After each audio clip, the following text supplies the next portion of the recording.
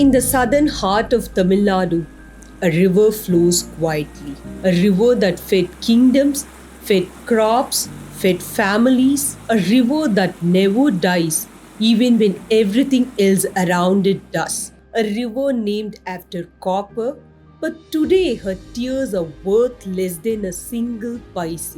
And today, this river is at the center of a scandal worth rupees 246 crore. A scandal involving powerful industry, silent governments, broken promises, and the people left behind.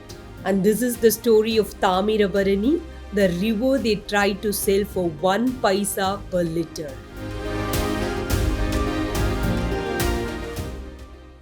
For thousands of years, Tamirabarani has been the lifeline of Tirunelveli and Thoothukudi. Her waters never stop. Her flow never fades. To the people who live along her banks, she is not a river, she is a relative.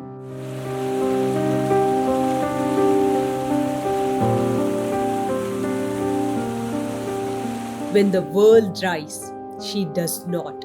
She feeds us even when the skies don't. But the world around the river was changing. Industries were expanding, factories were rising, and the river was becoming a resource to be tapped, not protected.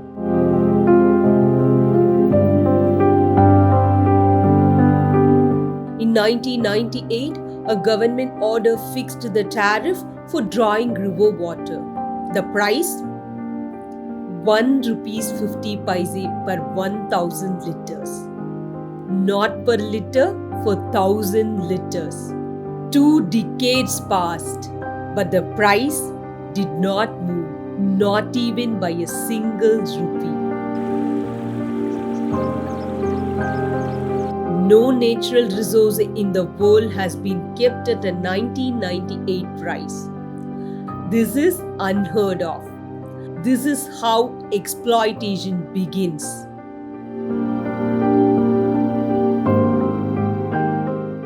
The river began to flow into pipelines, tankers, and industrial complexes. Large corporations lined up to take her water legally, cheaply, and endlessly.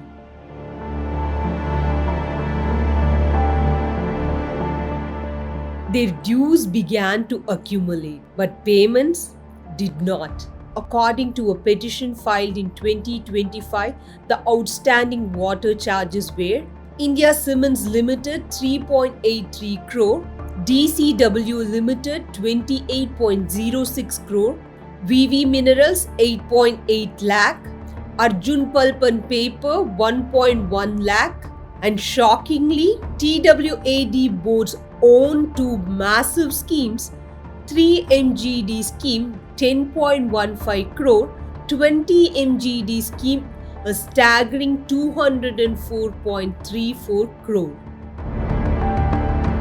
Total unpaid dues 246.47 crore. A river was being used but not paid for. One man stepped forward, a man named Mudalanguruchi Kamarasu. His petition to the Madurai bench of High Court was explosive.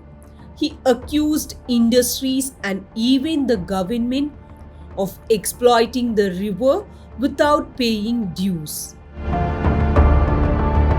His petition demanded a complete audit of every company using river water, a breakdown of usage and unpaid taxes, identification and removal of illegal encroachments, a revision of the outdated water tariff, and a mandate that recovered funds to be used only for river restoration. The petition shook the system. Someone had to say it, someone had to speak for the river. The Madurai bench justices G.R. Swaminathan and P. Pugalendi took the petition seriously. They issued a notice to the Tamil Nadu government A deadline was set, answers were demanded, accountability was on the table.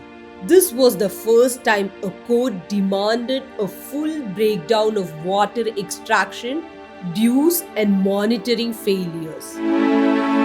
This was not an accident, it was a system failure decades in the making. When industries prosper, government often look away. When money and power collide, rivers suffer silently.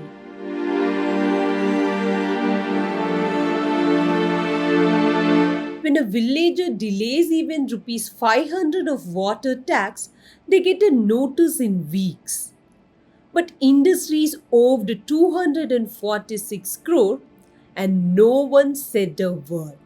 This was not the first time people fought for the river. In 2016 and 2017, villages stood inside the river itself, waist deep in flowing water, protesting against industries drawing water at 1 paise per liter. They treat the river as business. We treat her as life.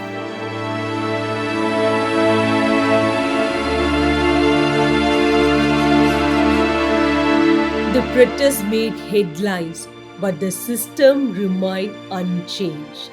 So what did Tamil Nadu government lose because 246 crore went unpaid? Experts say that money could have distilled the entire water, restored the canals, improved groundwater, controlled floods, cleaned pollution, strengthened the entire river basin. But instead, the river was drained, the money vanished, the people suffered.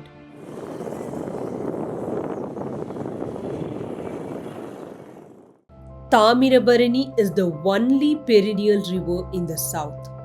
If she falls, the entire region collapses. This isn't just a water issue. This is food security, environmental justice, economic survival, cultural identity, a river's life and a people's fate. The case continues. The questions grow louder. Will the tariff be revised? Will the dues be collected? Will the industries be held accountable? Will the river finally receive justice? Or will the silence continue?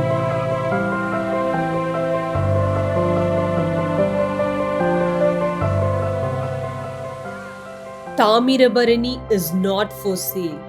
She is not a commodity. She is not a resource to be exploited. She is the bloodline of the South. She is the memory of her people. She is a river fighting for her life. She is asking a question, will you speak for me? Because if we don't fight for our rivers today, one day our rivers will exist only on maps and in memories.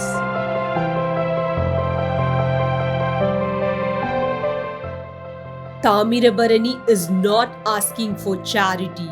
She is demanding justice, and justice is coming downstream. Standing with our rivers isn't just responsibility. It's how we protect the future that belongs to all of us. To everyone watching out there, share this and spread the word. Let's amplify the river's cry because she has been silenced for too long. For every voice that's been ignored, we are here. Tune in and subscribe to hear stories that deserve to be heard.